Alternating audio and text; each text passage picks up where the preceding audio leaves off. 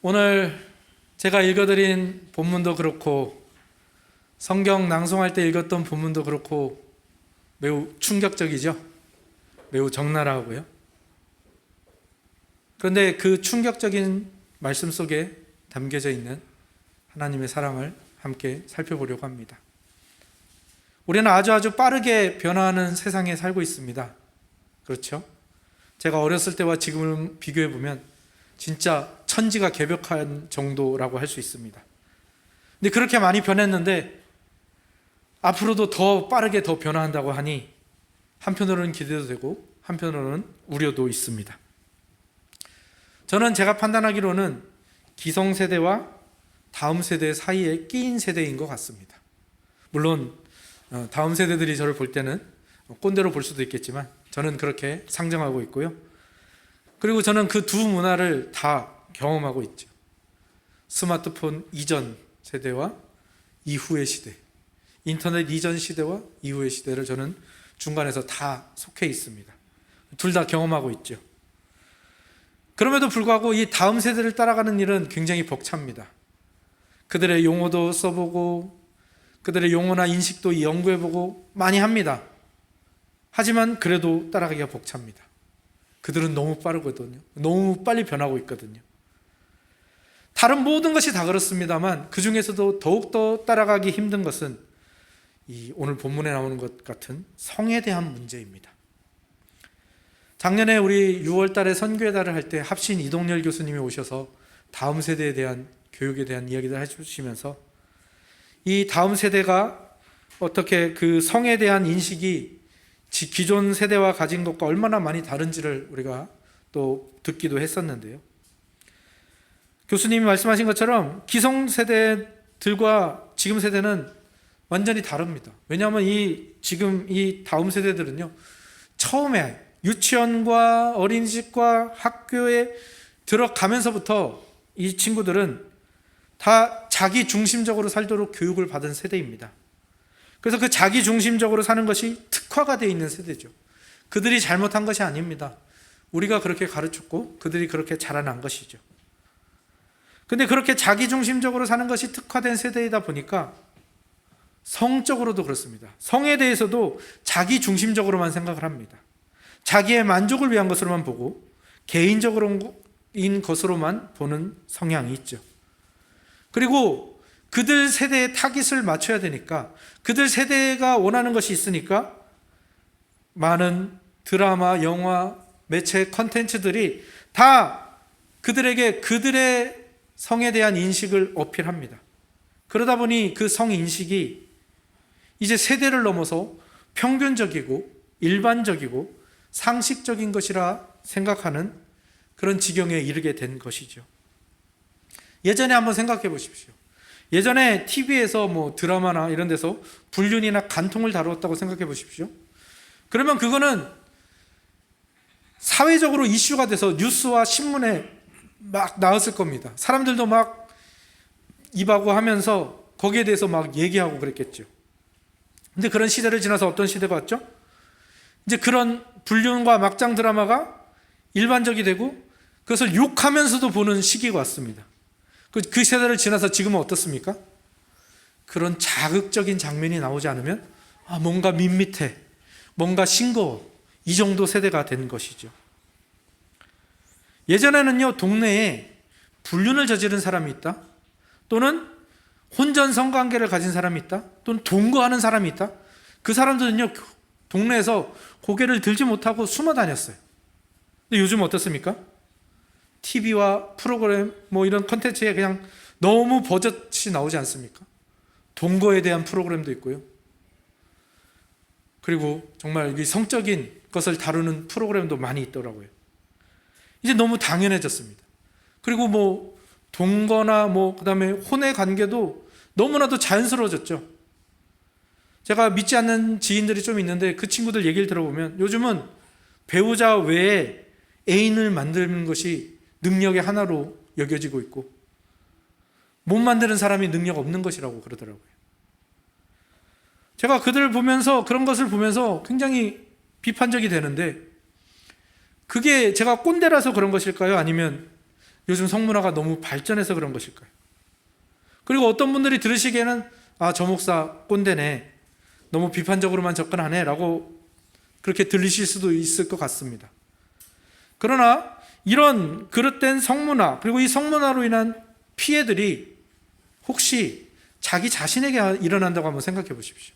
내 배우자가 애인을 만든다고 생각하고 내 자녀의 배우자가 애인을 만든다고 생각하면 우리 중 누구도 가만히 있을 사람은 없을 것입니다. 그리고 사실 이런 그릇된 성문화는 비단 오늘날만의 문제는 아닌 것 같습니다. 오늘 본문을 보시면 정말 끔찍할 정도로, 또 너무 심각할 정도로 그릇된 성문화들의 모습이 보이지 않습니까? 출애굽하여 가나안 땅으로 들어갈 이스라엘 백성에게 이 문제가 찾아온 겁니다. 오늘 본문에 나오는, 그리고 성경 낭송 때 읽었던 이 모든 그릇된 성문화는 바로 이스라엘 백성이 들어가야 할 가나안 땅의 성문화였거든요. 그래서 하나님께서는 오늘 본문 18장, 그리고 성경 낭송 때 읽었던 20장을 통해서 그 가나안에 타락하고 가증한 성문화에 물들지 않아야 된다라는 것을 경고하고 계십니다. 그들의 타락한 성문화에 빠진 자는 하나님께서 토해 내치겠다고 말씀하시고, 그들의 타락한 성문화에 빠져드는 자는 백성 중에서 끊어질 것이라고 강력하게 경고하고 계십니다. 그리고 30절 맨 마지막에 보면 뭐라고 되어 있습니까? 나는 너희의 하나님 여호와니라. 무슨 말입니까? 이 말씀은 항상 십계명과 같이 등장하는 말씀이죠. 그러니까 하나님께서 너희에게 내가 이 경고를 하는 이유, 내가 너희에게 이 명령을 하는 이유는 내가 너희를 구원한 구원자이기 때문이다. 애굽에서 겨우 구원해냈는데 다시 그 구렁텅이로, 그 똥통으로 들어가지 말라라고 십계명을 통하여 그들을 일깨워주고 있는 것이고, 구원하신 하나님을 떠올리라고 말해주고 있는 것이죠. 그러면 여전히 우리에게는 이런 의문이 남을 수 있죠. 하나님은 성을 되게 싫어하시나 보다. 하나님은 성을 되게 죄악시하시나 보다. 성은 더럽고 불결한 것인 것보다. 그렇지 않지요. 하나님이 우리에게 성을 허락하신 그 목적과 그 유익이 분명하게 있는 것이고요. 나중에도 얘기하겠지만 성은 정말로 고귀하고 아름다운 것이고요. 하나님이 우리에게 주신 축복이 무엇인지를 보여주는 것이거든요. 그래서 우리는 오늘 본문과 성경의 말씀들을 통해서 하나님이 우리에게 허락하신 성이 무엇이고 우리가 그것을 어떻게 바르게 누려야 할지를 함께 살펴보려고 합니다. 하나님이 허락하신 성은 도대체 어떤 의미를 가지고 있고 우리가 어떻게 사용해야 되는가? 오늘 묵도 때 읽은 말씀을 주의 깊게 들으신 분이 계실지 모르겠네요. 창세기 15장 1절을 제가 읽었거든요. 제가 한번 읽어드릴게요. 이후에 여호와의 말씀이 환상 중에 아브라함에게 임하여 이르시되 아브라함아 두려워하지 말라. 나는 내 방패요 너의 지극히 큰 상급이니라. 아멘. 하나님이 아브라함을 부르셨어요. 그리고 그에게 내가 너를 복의 근원이 되게 하겠다. 그리고 그것을 내가 무엇으로 너에게 보여주냐 하면 너의 자손들이 하늘의 별과 같고 바다의 모래같이 많을 것이다. 내가 너에게 그렇게 자손을 주어서 복의 근원이 계속해서 이어지게 하겠다. 이것이 하나님의 그 아브라함에게 대한 약속이었습니다. 그런데 여러분들, 아브라함이 몇 세의 자녀를 낳았는지 아시죠? 몇 세 낳았죠? 100살이 되어서야 겨우 이삭을 낳았습니다. 그러니까 아브라함이 이삭이 생기기 전 70대, 80대, 90대를 지나면서 아브라함이 얼마나 불안하고 초조했을까요? 왜요? 하나님이 주겠다고 하신 약속이 자녀를 통해서 나에게 이루어지는데 자녀는 생기지 않고 자기와 자기 아내는 계속해서 늙어가니까요. 그때 하나님이 아브라함을 찾아오시는 겁니다. 그리고 언약을 주시는 거예요. 그것을 횃불 언약이라고 부르고요. 창세기 15장이 바로 그 내용을 다루고 있습니다. 여기까지 들으신 분들 중에 또 그런 의문이 드시죠? 분명히 성에 대한 이야기를 한다고 했는데 왜 뜬금없이 언약 이야기야? 그런데요, 한번 생각해 보세요. 하나님께서 아브라함에게 자녀를 주시고 복의 근원이 되겠다고 하시는 그 언약의 내용이 자녀를 주시는 것으로 이루어지고요. 자녀를 낳게 하는 그 통로가 뭡니까? 바로 이 결혼과 성관계에 대한 것이죠. 하나님이 주신 성은요, 이 결혼 그리고 부부의 성관계를 통해서 놀라운 일들이 벌어지게 됩니다. 새로운 생명을 낳는 축복의 통로이면서요, 또 그 자체가 하나님의 언약이 무엇인지를 굉장히 강력하게 보여줍니다. 그리고 그것을 가장 잘 보여주는 성경의 말씀이 그 15장에 나오는 그 언약을 치르는 언약식인데요, 그게 17절에 나오는데요, 15장 17절 제가 읽어드리겠습니다. 해가 져서 어두울 때에 연기가 나는 화로가 보이며 타는 횃불이 쪼갠 고기 사이로 지나더라. 아멘. 이게 무슨 부부, 결혼, 성관계 무슨 여기에 내용이 있지? 라고 생각하시고 갸우뚱하실지도 모르겠지만 한번 들어보십시오. 당시에 고대 사회에서는 계약, 언약, 조약 이런 것들을 맺을 때 어떤 식으로 했냐면 짐승을 준비합니다. 왜냐하면 그 당시에 뭐 글을 써서 남길 수도 없고 또 구두로 하기에는 그러니까 이 짐승을 준비하는 겁니다. 이 짐승을 준비해서 어떻게 하냐면 짐승을 정확하게 절반을 쪼갭니다. 그래서 그것을 길 양옆에 이렇게 데칼코마니처럼 내려놓는 거죠. 그래서 짐승들을 쫙 깔아놓습니다. 그리고 계약이 무엇인지를 함께 서로 이런 계약을 맺겠습니다라고 선포한 후에 그 계약 당사자들, 갑과 을이라고 해야 되나요? 갑이 그 쪼갠 짐승 사이로 지나가고 을이 다 뒤이어서 그 쪼갠 짐승 사이로 들어가는 거죠. 이게 오늘날 계약이랑 비슷합니다. 오늘날 계약도 나는 갑 누구는 이것을 몇 월 며칠까지 그에게 보증금, 중도금, 잔금을 받아서 주겠습니다. 그리고 이 을은 저는 몇 월 며칠까지 보증금, 중도금, 잔금을 치르고 그렇게 하겠습니다. 그리고 뒤에 뭐라고 씁니까? 이것을 어길 시에는 위약금이나 거기에 대한 손해배상을 배상하겠습니다. 이런 걸 쓰지 않습니까? 똑같습니다. 이 계약도. 그런데 오늘날 계약과는 좀 다른 게 그 위약했을 때 그 배상해야 되는 것이 엄청나죠. 어떻게 한다는 거예요? 내가 이 계약을, 이 언약을, 이 조약을 어길 시에는 저 죽은 짐승처럼 쪼개져 죽겠습니다라는 것이죠. 그러니까 고대 사회에 이 언약식을 지킨 사람들은 이 언약을 정말 생명을 다해서 지켰겠죠. 그런데 하나님이 아브라함과 맺으신 이 횃불 언약은 좀 이상해요. 아브라함이 하나님의 명령을 따라서 짐승을 쪼개고 이 언약식을 다 준비해놨거든요. 그리고 이제 조금 시간이 지나서 밤이 됩니다.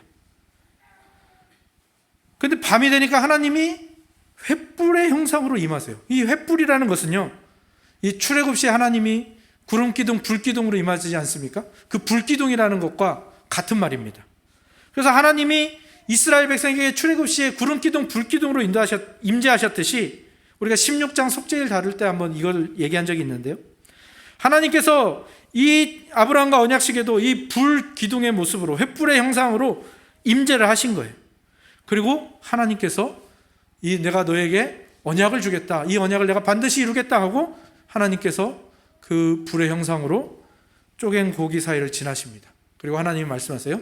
이제 이 언약이 맺어졌고 꼭 이루어질 것이다. 뭐가 빠졌죠? 뭔가 하나가 빠졌습니다. 뭐가 빠졌죠? 을이 안 지나갔어요. 아브라함이 안 지나갔어요. 그런데 하나님께서는 자기 홀로 지나가신 다음에 이 계약이 온전히 맺어졌다라고 말씀을 하세요. 이 언약이 온전히 체결되었다고 말씀을 하세요. 왜 하나님만 지나갔는데 이 언약이 맺어진 거죠? 이게 바로 우리 하나님의 은혜 언약의 정체입니다. 그리고 이 언약은 하나님이 허락하신 성을 다루는 이 결혼에 대한 내용과 바로 이어집니다. 제가 돌아오는 토요일에 제가 첫 사역지에서 사역했던 그 제자, 그 당시 중고등학생이었는데요, 그 제자가 결혼 주례를 저에게 부탁해서 제가 이번 주 토요일에 주례를 하러 갑니다. 제가 이 하나님의 언약의 말씀을 가지고 그 주례 말씀을 선포하려고 합니다. 물론 길지 않게 하도록 노력을 하겠습니다. 왜 하나님의 언약이 이 성과 결혼으로 이어지는가 한번 들어보십시오. 하나님의 언약은요, 한 존재와 한 존재가 관계를 맺는 것이고, 뭐랑 비슷합니까? 결혼도 똑같죠. 하나님이 한 남자와 한 여자가 관계를 맺는 것입니다.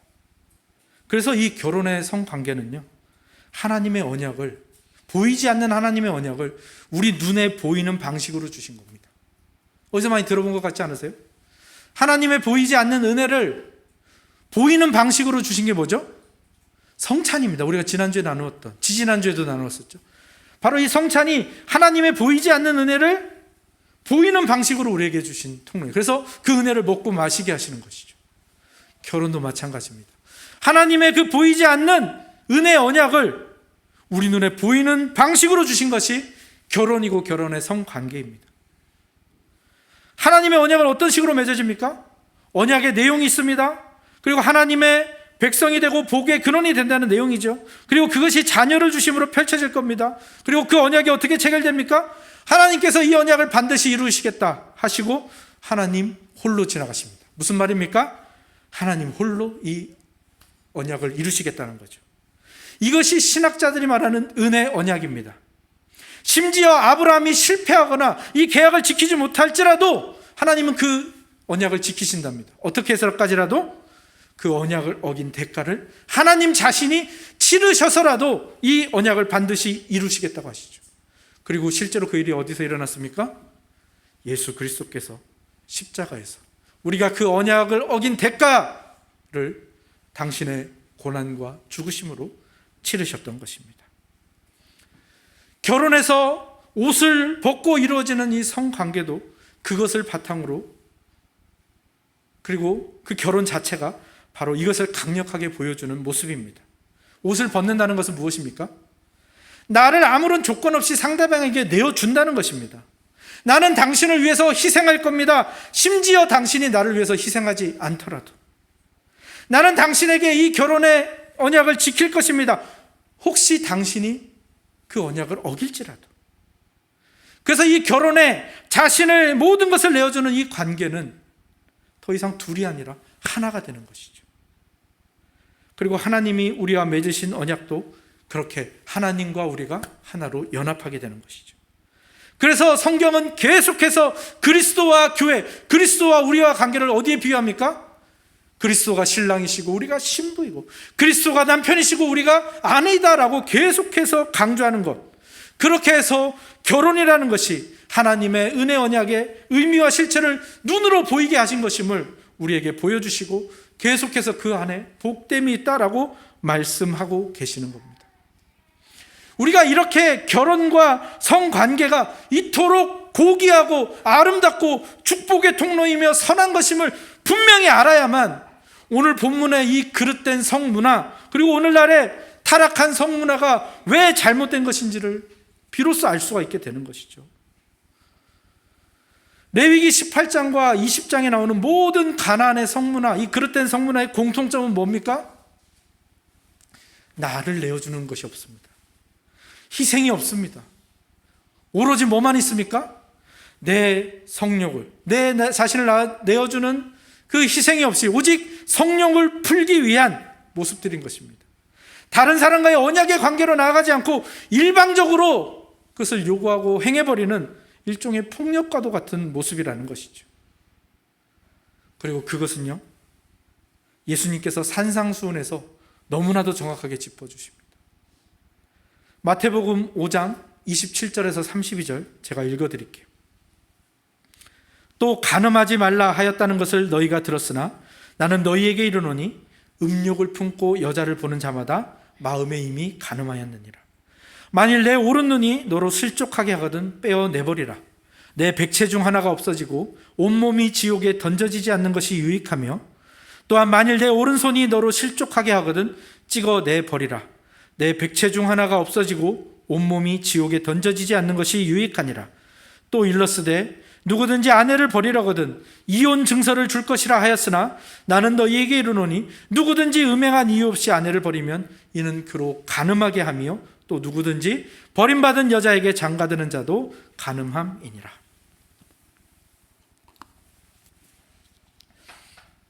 너무나도 정확하게 알려주고 계시지 않습니까? 언약으로서의 결혼과 성관계, 거기에서 벗어난 간음과 음욕의 정체를 예수님은 너무나도 정확하게 말씀해 주세요. 실제 간음이든지 음욕을 품고 여자를 보는 것이든지 다 뭡니까? 뭐가 빠져 있습니까?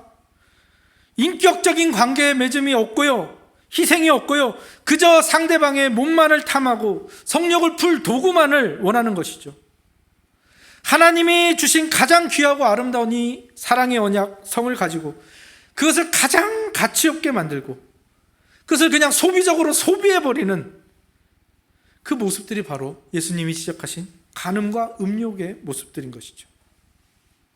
그리고 거기다가 예수님께서 맨 뒤에다 무슨 말씀을 붙이셨어요? 이혼에 대한 내용을 덧붙이심으로 말미암아 이 성관계가 오직 결혼과 부부 사이에만 허락되어 있음을 다시 한번 강조하시는 거죠. 그리고 하나님께서 그 부부 간의 성관계를 통하여 하나님이 복 주시기를 원하는데 너희가 그것을 누렸으면 좋겠다라는 이 예수 그리스도께서 율법을 사랑의 언약으로 완성시키고 있는 그런 장면이고 선포의 모습이신 것이죠. 그렇다면 우리는 어떻게 때때로 우리를 찾아오고 우리를 괴롭히는 이 어긋나고 탐욕적이고 소비적인 이 그릇된 성인식과 성문화에서 벗어날 수 있을까요? 예수 그리스도께서는요, 놀랍게도 그것까지도 산상수훈에서 우리에게 주시려고 준비해 두셨습니다. 아까 읽었던 말씀 중에 29절 30절을 다시 읽어드리겠습니다. 만일 내 오른 눈이 너로 실족하게 하거든 빼어내버리라. 내 백체 중 하나가 없어지고 온몸이 지옥에 던져지지 않는 것이 유익하며 또한 만일 내 오른손이 너로 실족하게 하거든 찍어내버리라. 내 백체 중 하나가 없어지고 온몸이 지옥에 던져지지 않는 것이 유익하니라. 아멘. 오른 눈, 오른손, 이것은 한쪽 눈, 한쪽 손을 말하는 것이 아닙니다. 모든 시력을 말하는 것이고요, 모든 손으로 할 수 있는 모든 행위와 이 손에 대한 그 작동들을 다 포함하는 것이죠. 그러면 성경 말씀은, 예수님의 말씀은 두 눈과 두 손뿐만 아니라 그릇된 성인식으로 나아갈 모든 지체들을 말씀하시는 건데, 그러면 실제로 우리가 눈을 뽑고 손을 잘라야 될까요? 그러면 그릇된 성인식에 빠지지 않고 음욕에 빠지지 않을까요? 그런 말씀 들어보셨죠? 도박꾼이 도박 안 한다 그리고 손을 잘랐대요. 다른 손으로 하니까 이 손도 잘랐습니다. 그리고 갈고리를 달았는데 갈고리에 화투장 껴서 하니까 갈고리도 빼버렸습니다. 그럼 이 사람이 도박을 안 할까요? 나중에 발가락에 화투장을 끼고 도박을 하더라라는 웃지 못할 이야기가 있지 않습니까? 우리도 마찬가지입니다. 우리의 눈을 뽑고 손을 자른다고 해서 우리 머릿속으로 들어오는 그 음욕과 음란은 도저히 막을 수가 없습니다. 막혀지지 않습니다. 그럼 어떻게 해야 됩니까? 여기에 대해서 이 산상수훈 강해를 하신 이 존 스토트 목사님은 이것을 이렇게 해석하십니다. 그런 그릇된 성인식과 거기에 관련된 것에 대해서 장애인이 되라라고 하는 겁니다. 무슨 말입니까? 모든 사람들이 말합니다. 그릇된 성인식이 들어있는 어떤 영상, 영화, 드라마, 컨텐츠가 있습니다. 그러면 다른 사람들이 말하는 거죠. 아, 그거 안 봤어요? 네, 저 아직 안 봤는데요. 저 안 볼 건데요. 아니, 문화인이라면 당연히 봐야 되는 건데. 아, 그걸 안 보네? 그렇게 그 문화에 대해서 장애인이 되라는 거죠. 남자라면 눈앞에 음욕을 불어일으킬 만한 것이나 또는 음욕을 불어일으킬 만한 여성이 있다면 눈을 감고 장애인인 것처럼 하라는 것입니다. 손을 통해서 그 영상, 그 컨텐츠, 또 그걸 보기 위한 예매 또는 클릭, 이런 것이 못하는 것처럼 그렇게 하라는 겁니다. 손을 사용할 수 없는 것처럼. 비근한 예를 한번 들어드리면, 제가 군대에서 GOP에 근무했거든요. GOP에 근무하면 이제 GOP에서 내려올 때, 그리고 또는 훈련을 잘했을 때, 또는 진지공사나 이런 어떤 업적을 잘 쌓으면 대대장이 그 소대에게 외출 외박권을 줍니다. 그러면 소대가 한꺼번에 외출 외박을 나가는 거죠. 그러면 대부분의 군인들이 외출과 외박을 나가면 어디로 갈까요? 네, 상상하셨듯이 집창촌으로 갑니다. 이 청량리도 예전에 집창촌으로 유명했죠. 지금은 다 없어졌지만, 다들 함께 어울려서 집창촌으로 간 겁니다. 그때 저랑 크리스찬인 또 한 친구는 저는 안 가겠습니다. 그 친구도 저도 안 가겠습니다. 그때 선임들이 저희에게 뭐라고 했을까요? 뭐야? 고자야? 병신이야? 바로 이겁니다. 그런 일에 대해서 장애인이 되라는 것이죠. 근데 어쩌면 이 존 스토트 목사님의 말씀도 어쩌면 임시 방편일지 모르겠습니다. 왜냐하면 생각해 보십시오. 그렇게 해서 눈을 감아서 안 봤습니다. 뭐가 나타나서 있는데 눈을 감아서 안 봤습니다. 근데 어떻습니까? 그 잔상은 여전히 머리에 남아있고요. 그 잔상을 통해서 우리 머릿속에서는 음욕이 폭발하듯 증식하기 시작할 겁니다. 뭘 하려고 하는 것을 하지 않았어요. 근데 그것을 상상하게 되는 거죠. 내가 했다면 어땠을까? 거기에서 음욕과 음란한 생각들은 점점 더 커지게 될 것이고요. 곧 우리의 마음과 우리의 인식을 지배하게 될 겁니다. 그럼 어떻게 해야 될까요? 눈이 없어지고 손이 없어져야 됩니까? 아닙니다. 이것을 위하여 우리에게 눈이 없어지고 손이 없어지는 것이 무엇인지를 정말 최고봉의 모습으로 보여주신 분이 계시고 그 장면이 있는데요. 그것으로 우리의 눈을 가리고 그것으로 우리의 손을 제압하는 겁니다. 무엇인가를 보고 또 어떤 일을 보고 성욕이 생길 수 있습니다. 근데 성경은 결코 그 성욕이 생긴 것을 정죄하지 않습니다. 그 성욕은 자연스러운 것입니다. 왜요? 나의 배우자에게 그것을 함께 나눌 수 있도록 하나님이 주신 것이거든요. 그런데 이 성욕을 그냥 임시 방편으로, 제가 존 스토트 목사님을 폄훼하는 건 아니지만 그냥 그 임시적인 방편으로만 막아둔다면 어쩌면 다른 곳에서 다르게 잘못 분출될 수도 있지 않습니까? 그래서 다른 목사님, 휴 홀트라는 이 목사님은 뭐라고 말하냐면요, 그런 장면이 있으면 오히려 보라고 해요. 짧은 치마를 입고 지나가는 여자가 있으면 눈을 감고 돌리는 게 아니라 오히려 보라고 해요. 왜요? 보는데 거기에 필터를 하나 끼는 겁니다. 고린도후서 5장 16절에 이렇게 돼 있거든요. 그러므로 우리가 이제부터는 어떤 사람도 육체를 따라 알지 아니하노라. 비록 우리가 그리스도도 육신을 따라 알았으나 이제부터는 그같이 알지 아니하노라.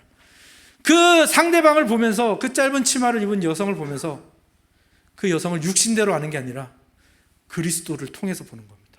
그리스도라는 필터를 끼는 것이죠. 필터라고 하니까 그리스도를 자꾸 비인격적으로 하는 것 같지만 그 그리스도, 그리고 그분이 하신 그것을 생각하고 그것을 통하여 내 눈을 가리는 것이죠. 그냥 눈을 감고 그냥 손을 묶는 게 아니라 상대방을 육신을 따라 아는 것이 아니라 그리스도를 따라서 알면 달라집니다. 상대방을 처음엔 성적 욕망의 분출구를 보다가 그리스도를 따라서 보면 어떻게 됩니까? 그 상대방이 하나님이 지으신 피조물이라는 것을 먼저 알게 되고요. 그 다음에 그 여인이 누군가의 딸이라는 것을 깨닫게 되고요. 그리고 그 한 여인은 누군가 한 남자의 지금 현재나 또는 미래에 결혼을 통해서 한 몸이 될 것입니다. 그리고 이 결혼은 하나님이 뭐라고 하셨습니까? 사람이 깨뜨릴 수 없다라고 선포하셨거든요. 그러니까 이 모든 일들을 통해서 그리스도를 통하여 그 여인을 볼 때 이렇게 결혼 제도를 만드신 하나님에 대한 생각이 이르게 되는 것이죠. 그러면 그 그리스도라는 그 필터, 그리스도라는 그 장면이 왜 우리에게 그렇게 효용이 있습니까? 왜 그런 효과를 가지게 되었습니까? 그분은 이 세상에 오셔서 율법의 모든 요구를 다 이루신 분입니다. 그 말은 무슨 말이냐면 그분은 모든 음욕과 음란을 다 이기셨다라는 겁니다. 거기에 굴복하지 않으시고 다 이겨내셨습니다. 그런데 어떻습니까?